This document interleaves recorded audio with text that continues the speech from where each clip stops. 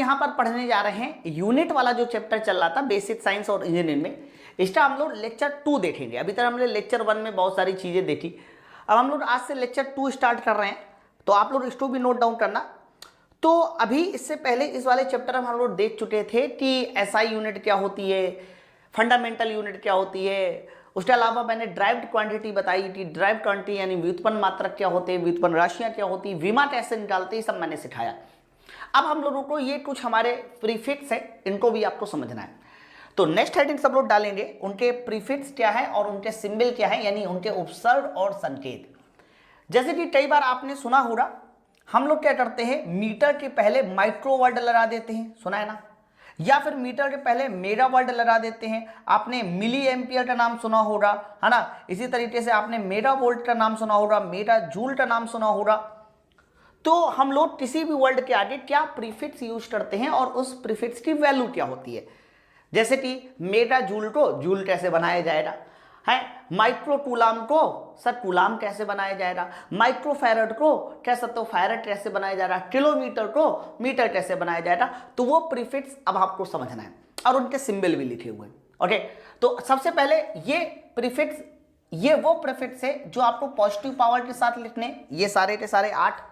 और बच्चा ये वो प्रीफिक्स है जो तुम्हारी कह सकते हो नेगेटिव पावर के साथ आते हैं। पहली बात तो ये देखो, ये प्रीफिक्स हमारे पॉजिटिव पावर के साथ आएंगे और ये प्रीफिक्स हमारे कैसे आएंगे, सर इन्हें नेगेटिव पावर के साथ लिखा जाएगा। तो सुनो बड़े ध्यान से, ये 8 टोटल 16 प्रीफिक्स आपको याद करने हैं। सबसे पहला प्रीफिक्स है जिसको बोलते हैं एक्सा। एक्सा तो शॉर्ट रहेगी कैपिटल ई से, फिर है पेटा, देखो एक्सा पेटा, फिर टेरा, फिर Dida mega kilo hecto data. तो आप लोगों को यहां से पूरा का पूरा इसको सीक्वेंस ऊपर से नीचे याद करना है। देखो कैसे, सबसे पहले एक्सा ईपीटी, पहले ऐसा करो ईपीटी, ऐसे आप कीजिए एक्सा पेटा टेरा। देखो ईपीटी एक्सा पेटा टेरा, 13 तक याद कर लो। उसके बाद आ जाएगा गीगा मेगा, मेगा के बाद आ जाएगा हमारा किलो हेक्टो डेटो। तो मेरे भाई जब भी कभी इनकी वैल्यू याद करनी पड़ेगी ना, तो इनका सीक्वेंस बड़ा इंपॉर्टेंट है। अगर आपने सीक्वेंस नहीं याद किया ना तो आपको ये याद भी नहीं हो रही। फिर से मैं सीक्वेंस बताता हूं, सबसे पहले आपको याद करो ऊपर वाला, सबसे ज्यादा कंफ्यूजन ये ऊपर वाले में ही होती है, गीगा मेगा किलो हेक्टो डेटो, ये तो याद रहता है, लेकिन ऊपर वाले में सबसे ज्यादा कंफ्यूजन होती है। तो ईपीटी याद कर लो, क्या ईपीटी, तो ईपीटी का मतलब होगा exa peta tera, capital E capital P capital T, giga capital G mega M, kilo hecto deca, deca मतलब स्मॉल डी ए, हेक्टो मतलब एच, कैपिटल एच नहीं स्मॉल एच, और किलो मतलब कैपिटल टी। ओके, तो चलो फिर मैं इनको बताता हूं। तो बच्चे मैंने कहा कि ये जितनी भी इधर वाले टर्म है ये सब पॉजिटिव पावर के साथ आएंगे। अब पॉजिटिव पावर के साथ आएंगे तो कैसे आएंगे, देखो ईपीटी यानी एक्सा हो जाएगा 10 की पावर 18, 18 से शुरुआत कीजिए और 3 का गैप लेके कम होते जाइए, 3 का गैप लेके।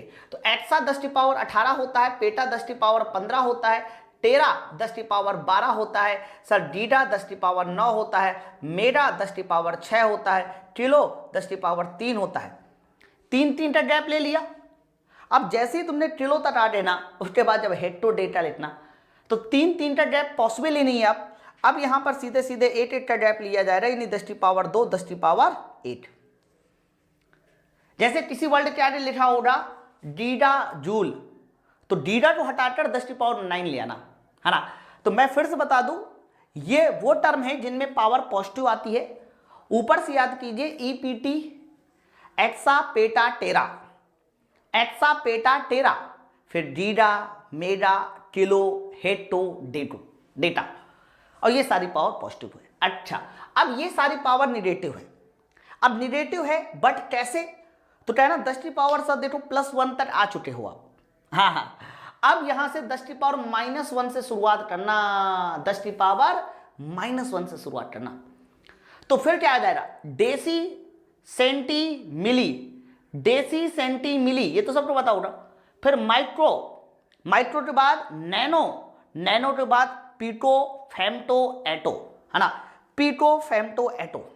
ओके, अब मैं इसको फिर से याद करा देता हूं। देखो सबसे पहले डेसी, सर 10 की पावर -8, सेंटी 10 की पावर -2, मिली 10⁻³ माइक्रो 10⁻⁶, आप 3 ड्रैप कीजिए। सर नैनो 10⁻⁹, 3 ड्रैप करवाएं। पीटो 10⁻12, फेमटो 10⁻15 और एटो 10⁻18। ठीक है, तो आप लोगों को टोटल 8 वो पावर जो पॉजिटिव में होती है और 8 वो पावर जो नेगेटिव में होती है। ऊपर से टर्म याद करो भाई, ऊपर से याद करो रे।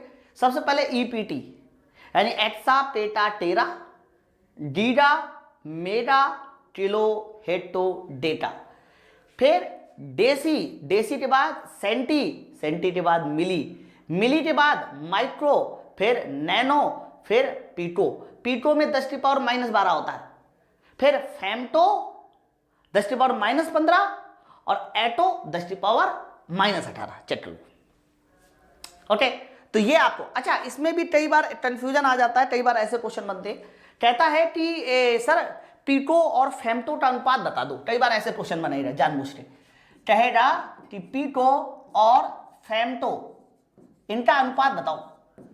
तो पीको का मतलब 10⁻12 और फेमटो मतलब 10⁻15।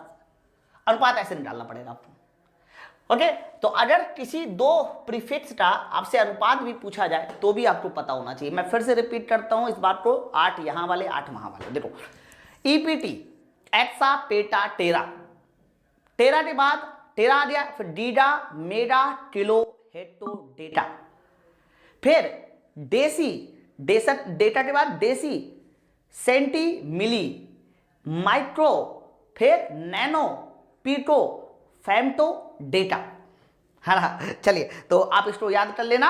और अगर इनमें से किसी दो का रेशियो पूछा जाए या मल्टीप्लिकेशन पूछा जाए तो भी आप बता सकते हो। आगे की मैं बात करता हूं नेक्स्ट। अब इसके अलावा भी बहुत सारे और टर्म होते जो आपको समझने हैं, जैसे कि सबसे पहली हेडिंग मैंने बताई प्रकाश वर्ष। सर लाइट ईयर क्या होता है?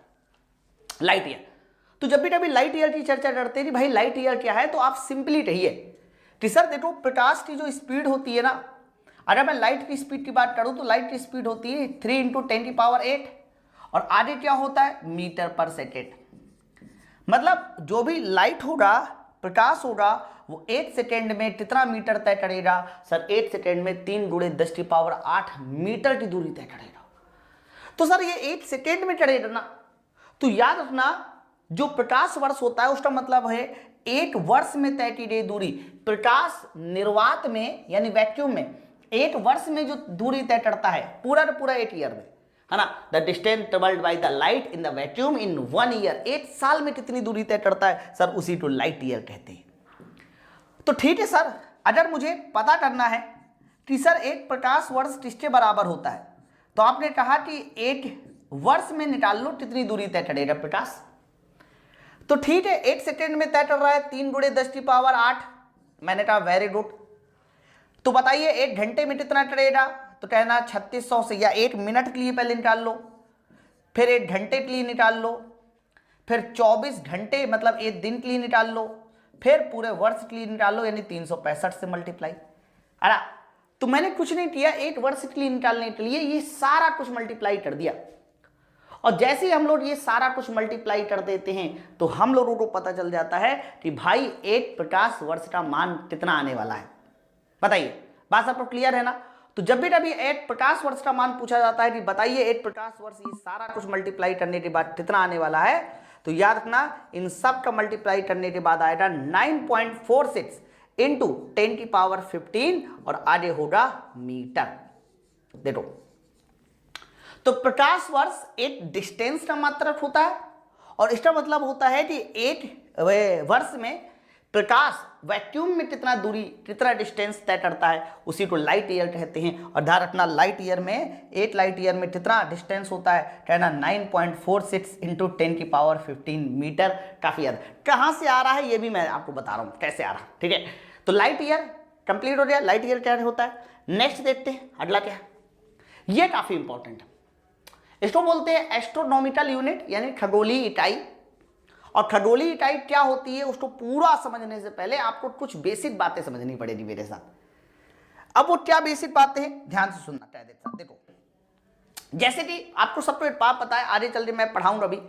जब हम लोग केपलर के नियम पढ़ेंगे तो आपको ये बताया जाएगा कि अगर बात पृथ्वी की करते हैं तो पृथ्वी जब सूर्य के चारों ओर चक्कर लगाती है ना, जैसे कि ये सूर्य हो गया सन, तो पृथ्वी जब सूर्य के चारों ओर चक्कर लगाती है ना, तो ये वृत्ताकार नहीं दीर्घ वृत्ताकार मार्ग में चक्कर लगाती है। डेट मीन्स अगर मैं इसको अर्थ मान लेता हूं तो अर्थ जब भी कभी सूर्य के चारों ओर चक्कर लगाएगी तो उसका जो रास्ता होगा ना चक्कर लगाने का, वो वृत्ताकार नहीं होता, दीर्घ वृत्ताकार होता। पहली बात, यानी पृथ्वी जब सूर्य के चारों ओर चक्कर लगाती है तो उसका जो रास्ता होगा सर वो दीर्घ वृत्ताकार होगा, यानी इलिप्स के फॉर्म का होगा, दीर्घ वृत्ताकार होगा। इतनी बात सबको क्लियर है?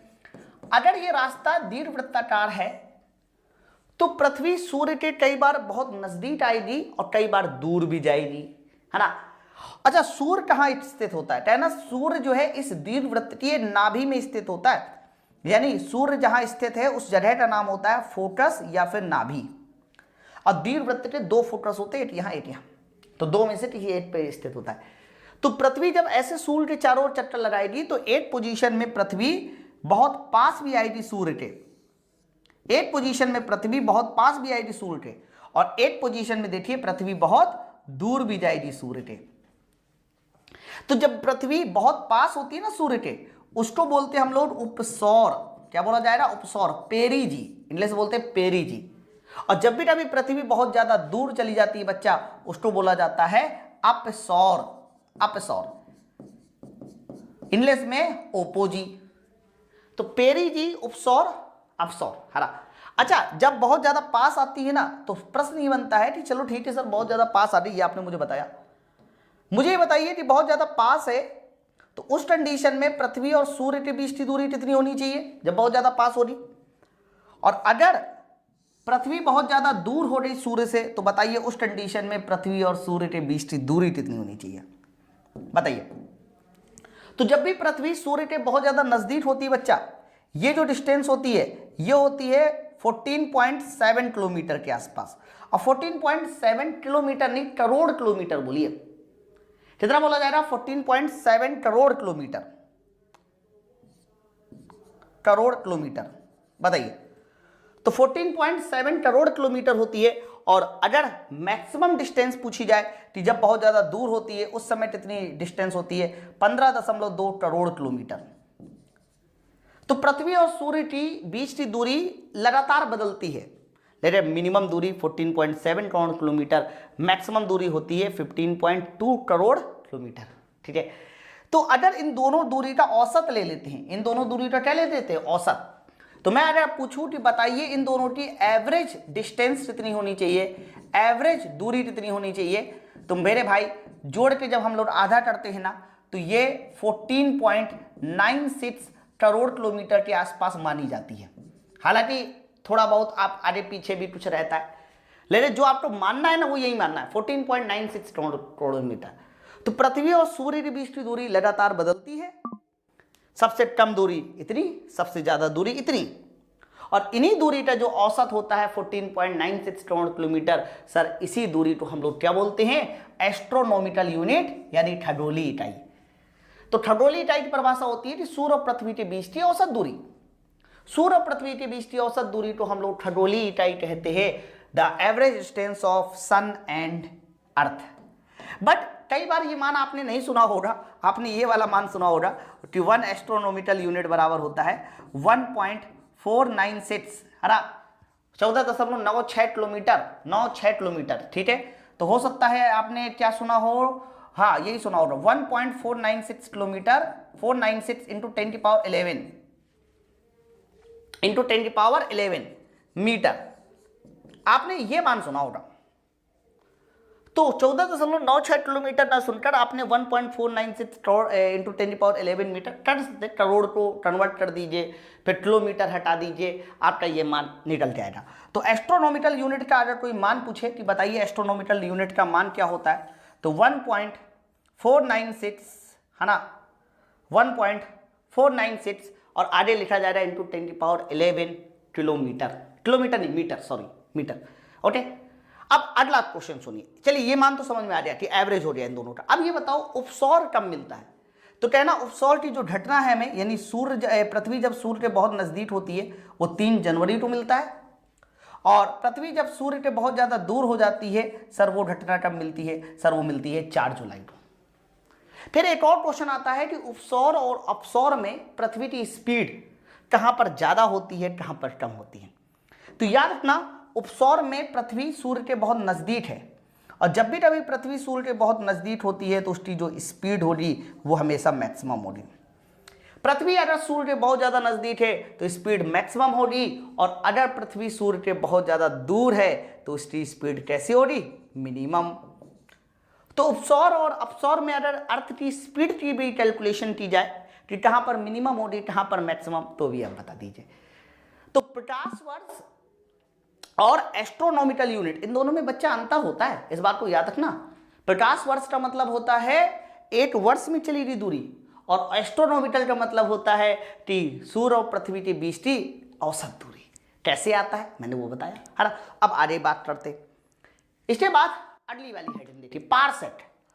पारसेक के बारे में बहुत अच्छा पॉइंट है।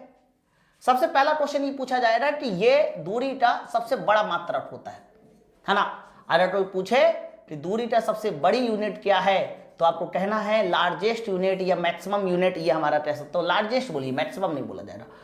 दूरी की सबसे लार्जेस्ट जो यूनिट होती है सर, उसी का नाम होता है पारसेक। लेकिन पारसेक है क्या, मैं आपसे पूछूं पारसेक क्या है? तो कह रहा पारसेक का मतलब ये होता है कि आप एक काम करो सर, सबसे पहले आप बनाइए पृथ्वी और उसके बगल में बनाइए सूर्य। मान लीजिए पृथ्वी और सूर्य मैंने बना दिया, ध्यान से सुनना, हालांकि इसको हमें थोड़ा सा छोटा करना पड़ेगा क्योंकि आपको पता है पृथ्वी का साइज थोड़ा सा छोटा है। ये नीचे ये ठीक है। तो मैंने क्या किया यहां पर, मैंने ये किया कि मैंने एक अर्थ बनाते दिखाया और सन बनाते दिखाया। ध्यान सुनना पहले था। तो मैंने अभी अभी बताया कि सूर्य और पृथ्वी के बीच की जो औसत दूरी होती है, इन दोनों की जो एवरेज डिस्टेंस होती है, उसे बोला जाता है 1 एस्ट्रोनॉमिकल यूनिट। बताइए, बोला जाता है ना। तो आप सुनो, पारसेक क्या होता है? पारसेक का मतलब ये होता है कि पृथ्वी से किसी खगोलीय पिंड की वह दूरी जो पृथ्वी और सूर्य को मिलाने वाली रेखा पर 1 आर्क सेकेंड बनाता है। जैसे कि पृथ्वी और सूर्य को मिलाने वाली एक रेखा मैंने मान ली, पृथ्वी और सूर्य को मिलाने वाली एक रेखा मान ली, ये सर रेखा हो रही इन दोनों को मिलाने वाली। तो ऊपर कोई भी खगोलीय पिंड, कोई भी दूसरा पिंड है ना, ये कोई बहुत दूर पिंड है, ये पिंड पृथ्वी और सूर्य को मिलाने वाली रेखा, पृथ्वी और सूर्य को मिलाने वाली रेखा, डेट मीन्स कह सकते हो इस पर एक एंगल बनाएगा, और ये एंगल जो है 1 आर्क सेकेंड होना चाहिए, यानी 8 सेकेंड होना चाहिए। बच्चा 8 मिनट को 1 के ऊपर सिंगल लाइन से, 8 सेकेंड को 1 के ऊपर डबल लाइन से, यानी जब ये एंगल 8 सेकेंड बनेगा, क्योंकि जैसे जैसे दूर जाता जाएगा ये एंगल कम होता जाएगा, पास रहेगा एंगल ज्यादा रहेगा। उस समय इस दूरी को, यानी अर्थ से इस खगोलीय दूरी को, अर्थ से इस पिंड की दूरी को ही हम लोग बोलते हैं 1 पारसेक। याद रखना। तो 1 पारसेक जो है ना, पृथ्वी से किसी पिंड की, किसी खगोलीय पिंड की वह दूरी होती है जब पृथ्वी और सूर्य के बीच मिलाने वाली रेखा पर 8 सेकेंड का एंगल बनना शुरू हो जाए, 8 सेकेंड का एंगल बनना शुरू हो जाए। ठीक है। तो बच्चे ये एंगल बहुत कम होता है, ये एंगल बहुत कम होता है। तो अगर मुझे पारसेक निकालना है तो मैं कैसे निकालूं? सोचने वाली बात है कि पारसेक निकालना है तो कैसे निकालूं। तो देखना बड़ा आराम से निकलाएगा। देखो सर, पारसेक अगर मैं यहां पर tan थीटा बराबर लंब बटे आधार कर दूं, या मैं इस एंगल को थोड़ी देर के लिए थीटा मान लेता हूं है, तो थीटा बराबर लंब बटे आधार कर दूं, तो थीटा बराबर हो जाएगा 1 एस्ट्रोनॉमिकल यूनिट और डिवाइड बाई हो जाएगा 1 पारसेक। क्या हो जाएगा? 1 पारसेक हो जाएगा। लंब बटे मैंने आधार लगा दिया। तो अगर मैं आपसे पूछूं कि 1 पारसेक क्या होगा, या थीटा का मान रख देते।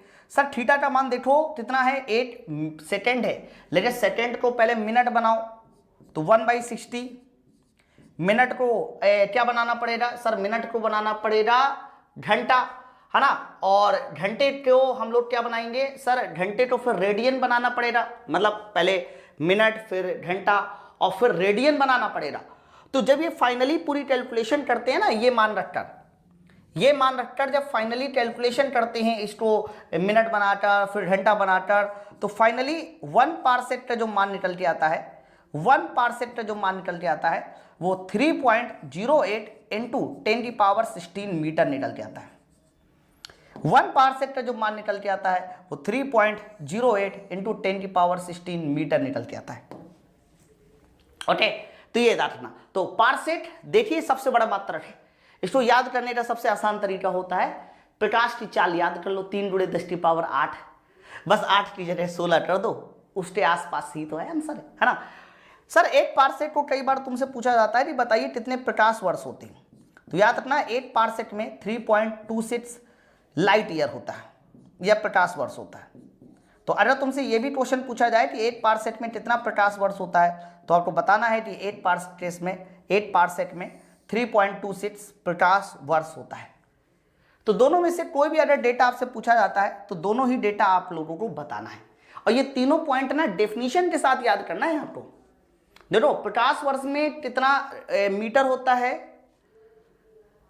ये सबको पता है, लेकिन परिभाषा क्या है जब ये एग्जाम में पूछा जाता है ना, तो हम लोगों को बड़ा कंफ्यूजन आ जाता है। तो परिभाषा के साथ डेफिनेशन के साथ आपको ये याद रखना है, ठीक है। चलिए आगे बढ़ते हैं नेक्स्ट स्लाइड की ओर। चलिए तो नेक्स्ट स्लाइड हम लोग के पास क्या है। अब देखो अभी तक हमने बहुत सारे मान पढ़ लिए, लेकिन इसके अलावा भी हम लोगों को और भी मान याद करने होते हैं। अब वो मान कौन कौन से उसको बताते हैं। जैसे कि पहला मान लिखा हुआ है 1 प्रकाश वर्ष, मतलब आप मुझे बताइए 1 लाइट ईयर किसके बराबर होता है। अभी अभी मैंने पढ़ा और ये याद भी होना भी चाहिए। अगर 1 लाइट ईयर के बराबर पूछा जाए कितना मीटर होता है तो 9.46 इंटू 10⁻15 मीटर। अभी अभी जस्ट मैंने याद किया था इसको, भूल मत जाना। सर खगोलीय इकाई को बोलते हैं हम लोग एस्ट्रोनॉमिकल यूनिट। बताइए एक एस्ट्रोनॉमिकल यूनिट किसके बराबर बना दिया था सर, एक खगोलीय इकाई 1.496 है ना, खगोलीय इकाई इंटू 10⁻11 मीटर। 1.496 इंटू 10⁻11 मीटर यानी पृथ्वी और सूर्य के बीच की दूरी, है ना। 1 पारसेक सबसे बड़ा मात्रक था पारसेक, मैंने आपको कहा था डिस्टेंस का सबसे बड़ा मात्रक पारसेक है। और 1 पारसेक बराबर 3.26 लाइट ईयर मैंने बताया, 3.26 प्रकाश वर्ष बताया, या फिर मैंने इसको बताया था अभी 3.08 इंटू 10⁻16 मीटर, 3.08 इंटू 10⁻16 मीटर, यही बताया। सर 1 मील, तो ध्यान रखना जब भी कभी 1 मील बराबर पूछा जाता है तो 1.61 किलोमीटर ये होता है। 1 मील में 1.16 किलोमीटर होता है, 1.61। माइक्रोन बच्चा ये भी वर्ड जो है बड़ा फेमस है, अभी तक इसका प्रीफिक्स नहीं मैंने बताया था, वो माइक्रो था। ये क्या है माइक्रोन, तो माइक्रोन भी 10⁻6 मीटर के बराबर होता है। 1 माइक्रोन में 10⁻6 मीटर होता है डायरेक्ट। 1 एंगस्ट्रॉम, तो ये प्रीफिक्स नहीं है एक्चुअली में, ये डायरेक्ट मीटर के साथ रिलेशनशिप बताते हैं, ध्यान रखना। 1 एंगस्ट्रॉम, तो 1 एंगस्ट्रॉम में ध्यान रखना 10⁻- मीटर होता है, ठीक है। तो माइक्रोन एंगस्ट्रॉम ये सब हमारे प्रीफिक्स नहीं है, इनका वैल्यू जो है ना डायरेक्ट मीटर में पता चलता है, तो आप इनको प्रीफिक्स मत मान लीजिएगा, मैं पहले बता दूं। हाँ ठीक है, माइक्रो होता ये प्रीफिक्स है जिसका मान 10⁻6 होता है, लेकिन आगे कुछ लगा नहीं है, बात समझो। उसके आगे सेंटीमीटर होगा तो सेंटीमीटर बताएगा, किलोमीटर होगा तो किलोमीटर बताएगा, लेकिन माइक्रोन के साथ ऐसा नहीं है। 1 माइक्रोन आगे सेंटीमीटर नहीं लिखा हो सकता, सिर्फ माइक्रोन ही लिखा होगा। मैं फिर से बता दूं, सुनिए ध्यान से, बहुत सारे लोगों को अंतर समझ नहीं आता। अगर मैंने कहीं लिखा है 1 माइक्रो तो उसके आगे एक वर्ड जरूर आगे लगा होगा, किलोमीटर हो सकता है या मीटर हो सकता है, कुछ भी हो सकता है, ठीक है। लेकिन अगर कहीं माइक्रोन लिखा है तो उसके आगे कभी भी मीटर कभी भी किलोमीटर नहीं होगा, क्योंकि ये प्रीफिक्स नहीं है। माइक्रो प्रीफिक्स था, माइक्रोन नहीं है, ओके, इस बात को याद रखना। तो ये हमारे छोटे छोटे और भी मान है, और देखिए कुछ और मान भी याद करते हैं। 1 फर्मी, सर 1 फर्मी भी ये प्रीफिक्स नहीं है, नहीं तो मैं प्रीफिक्स में ही इसको पढ़ाता, ये प्रीफिक्स नहीं है। तो अगर मैं पूछूं कि बताइए 1 फर्मी किसके इक्वल होता है, तो आप सीधा सीधा बताइए 1 फर्मी 10⁻−15 मीटर होता है, 10⁻−15 मीटर होता है, बताइए, क्लियर है ना। तो ये फर्मी है, ये टेस्ट तो फेम्टो नहीं है। फेम्टो होता तो उसके आगे टेस्ट तो कुछ वर्ड लगा होता, मीटर वगैरह, है ना। चलिए, नॉटिकल मील, 1 नॉटिकल मील, इसे बोलते हैं समुद्री दूरी नापने की इकाई है। कई बार हम लोग इसको शॉर्टकट में नॉट भी कहते हैं। तो 1 नॉटिकल मील में सर 1 नॉटिकल मील में 1852 मीटर होता है। सर 1 नॉटिकल मील में 1852 क्या होता है बच्चा? मीटर होता है। किलोवाट घंटा, वेरी वेरी इंपॉर्टेंट। किलोवाट घंटा very very important. Kilowatt hour, अब सुनो जरा कायदे से, यहां पर जब भी कभी तुमसे बात की जाती है 1 किलोवाट आवर को थोड़ा कन्वर्ट करके दिखाइए किलोवाट आवर, तो आपका आंसर जाता है कि देखो सर किलो का मतलब क्या होता है, किलो तो चलिए छोड़िए, रहने दीजिए, आवर का मतलब क्या होता है, वाट को कन्वर्ट कर लेते हैं। वाट का मतलब होता है जूल पर सेकेंड, लेकिन आवर का मतलब होता है 3600 सेकेंड। तो आप मुझे बताइए यहां सेकेंड से सेकेंड क्या हो जाएगा? Cancel out. तो फाइनली बताइए मुझे कितना आ गया? सर फाइनली आ गया 3600 किलो जूल। अरे तो 1 किलोवाट आवर में सर 3600 किलो जूल होता है। बट कई बार इसी मान को हम लोग एक और मान से भी याद करते हैं। 3600 किलो जूल को कई बार कुछ लोग ऐसे याद करते हैं 3.6 इंटू 10⁶ जूल, ऐसे भी बोलते हैं। कई बार इसी नाम को 3.6 मेगा जूल के नाम से भी बोलते हैं। तो कोई भी आपके एग्जाम में मिल जाए आप बता दीजिएगा, ठीक है। ये वाला पॉइंट अलग है, उधर है। अब दूसरी बात सुनिए, ये जो किलोवाट आवर होता है ना, कई लोगों को कंफ्यूजन होती है कि सर ये पावर का मात्रक है कि एनर्जी का मात्रक है। तो कहना किलोवाट आवर में देखिए जूल आया है, इसीलिए बताइए ये किसका मात्रक होता है? सर ये एनर्जी का मात्रक होता है ना। अश्वशक्ति, हॉर्स पावर, हॉर्स पावर बताइए 1 अश्वशक्ति में कितना वॉट होता है? तो कहना 1 अश्वशक्ति में 746 वॉट होता है। और अगर कोई पूछे कि अश्वशक्ति यानी हॉर्स पावर किसका मात्रक होता है? यस, ये मात्रक होता है सर पावर का। इलेक्ट्रॉन वोल्ट, बच्चा इलेक्ट्रॉन वोल्ट जो है ना, इलेक्ट्रॉन वोल्ट सर ये ऊर्जा का मात्रक होता है, ये एनर्जी का मात्रक होता है। और 1 इलेक्ट्रॉन वोल्ट में क्या होता है? सर 1 इलेक्ट्रॉन वोल्ट में उतना ही जूल होता है जितना कि इलेक्ट्रॉन का आवेश होता है, 1.6 into 10⁻⁻19 joule. 1.6 into 10⁻⁻19 joule, sir यही कह सकते हो 1 इलेक्ट्रॉन वोल्ट। 1 गज, अब देखो गज, फुट और इंच, गज, फुट, इंच। उससे पहले मैं आपको थोड़ा सा इंच के बारे में बता दूं। देखो 1 इंच, अगर मैं आपसे पूछूं कि बताइए 1 इंच में, इंच हमेशा पूछा जाएगा सेंटीमीटर में, तो 1 इंच में कितना सेंटीमीटर होता है? लगभग 2.5, और 2.5 ना कह के 2.54 भी कीजिए। देखो आप लोग जब पटरी लेते हो, स्केल लेते हो, स्केल ऐसी छोटी वाली लीजिए, तो उसमें एक साइड में सेंटीमीटर लिखा होता है तो अगली साइड में इंच लिखा होता है। तो कभी आप देखिए तो वो 15 सेंटीमीटर की होती है, 6 इंच की होती है। तो अगर 1 इंच में लगभग 2.5 सेंटीमीटर है, 2.54 है, तो 6 इंच में कितना होगा? 2.54 इंटू 6 कर देंगे, 15 के आसपास आएगा, है ना। तो 1 इंच में कितना होता है? 2.54। सर 1 फुट में क्या होता है? कहना 1 फुट में होता है सर 12 इंच। अगर मैं 1 फुट की बात करता हूं तो 1 फुट में होता है 12 इंच। हाँ, लेकिन अगर मैं 1 इंच में 2.54, तो 2.54 इंटू 12 कर दीजिए भाई, 1 इंच में 2.54 सेंटीमीटर। तो अगर 2.54 का मल्टीप्लाई में कर दूं 12 में, तो ये लगभग 30.44 सेंटीमीटर भी आ जाता है।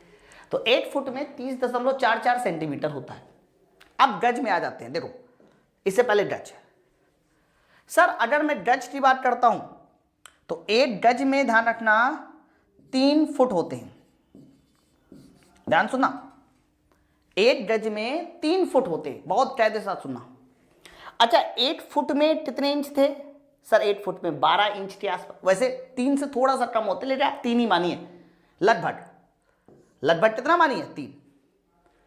तो अगर 1 फुट में 3 इंच, 1 गज में 3 फुट, 1 गज में 3 फुट, 1 फुट में 12 इंच, तो लगभग वो 36 इंच के आसपास आ जाएगा।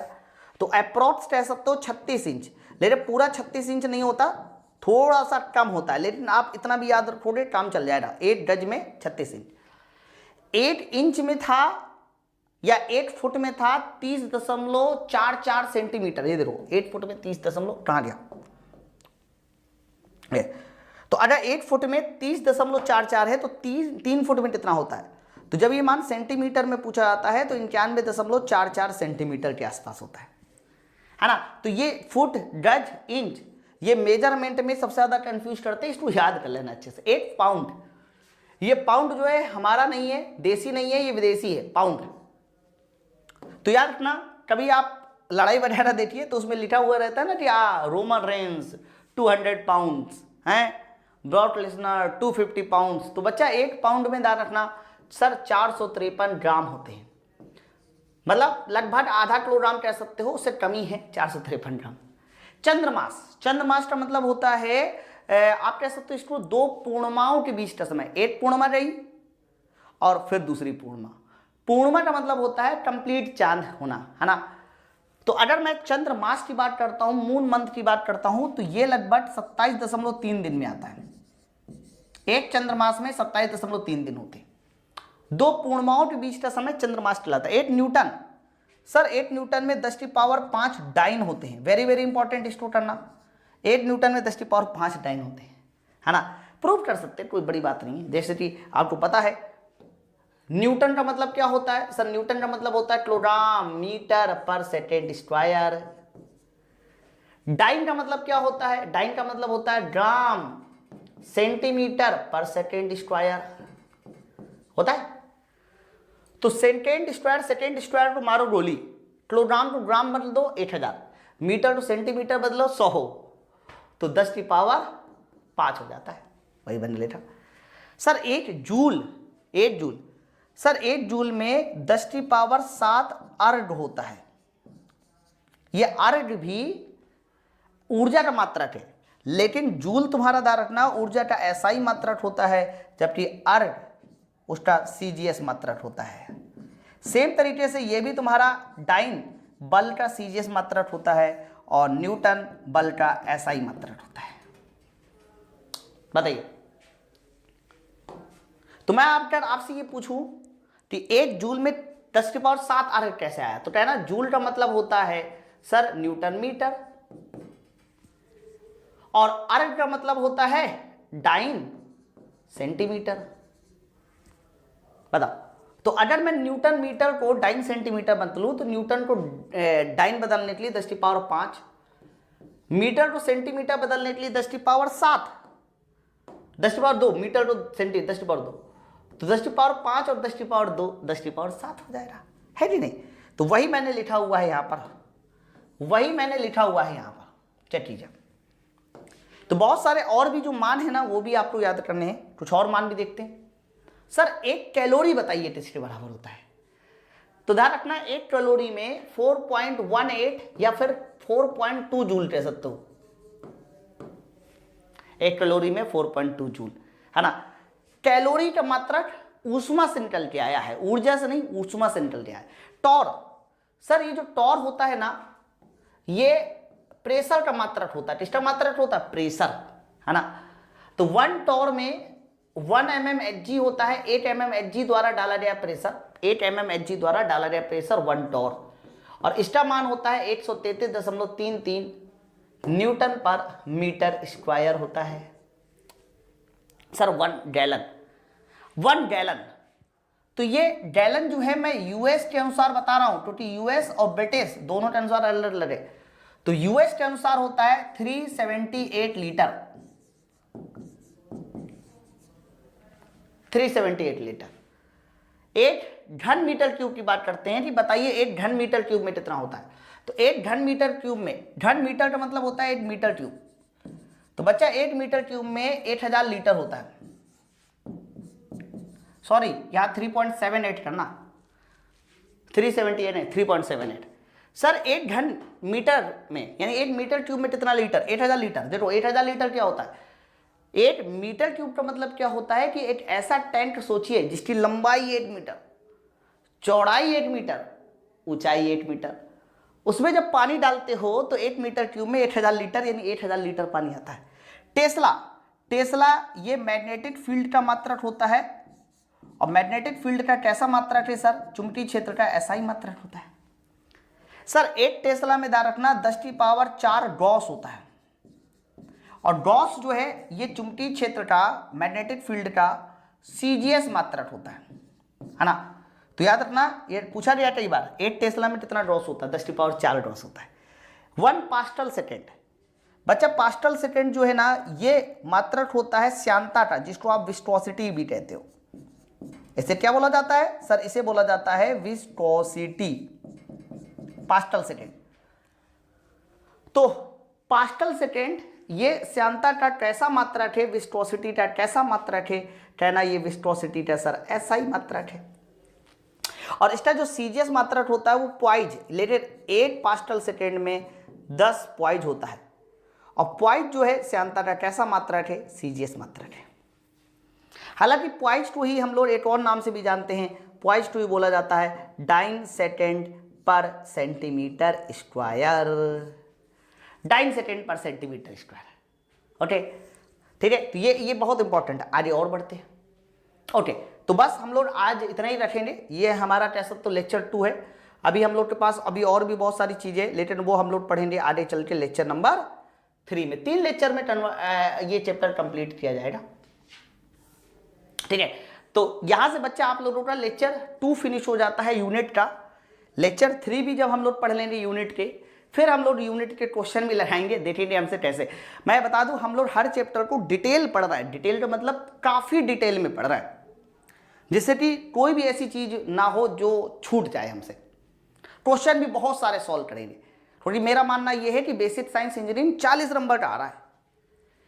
अगर इसमें मेहनत कर ली जाए ना तो 40 में से 35 प्लस मैं आपको दिलाऊंगा, और अगर 35 आ गए तो सोच से देखिए बाकी 60 में से भी 35 ले आओ ना। अरे कह रहे बाकी 60 में से 40 ले आओ, तो ऑटोमेटिक जो है आप 75 से ज्यादा ले आओगे, ठीक है। तो ये एक इंपॉर्टेंट रोल प्ले करेगा आपके एग्जाम में। फिलहाल इसका PDF असाइनमेंट बदल में पड़ा होगा। अच्छा, असाइनमेंट आपको यही वाला अभी मिल रहा होगा, है ना। लेकिन मैं क्या करूंगा, कुछ दिनों बाद आपको जो असाइनमेंट दूंगा उसमें ये वाला तो दूंगा ही दूंगा, डबल कॉलम की क्वेश्चन की PDF भी दूंगा असाइनमेंट में, नीचे आंसर के साथ अच्छे क्वेश्चन की, वो भी आपको मिलना शुरू हो जाएगी। लेकिन उसकी हम प्रैक्टिस बाद में करेंगे, ठीक है। चलिए बहुत बहुत धन्यवाद, मिलते हैं हम लोग नेक्स्ट लेक्चर में। Thank you.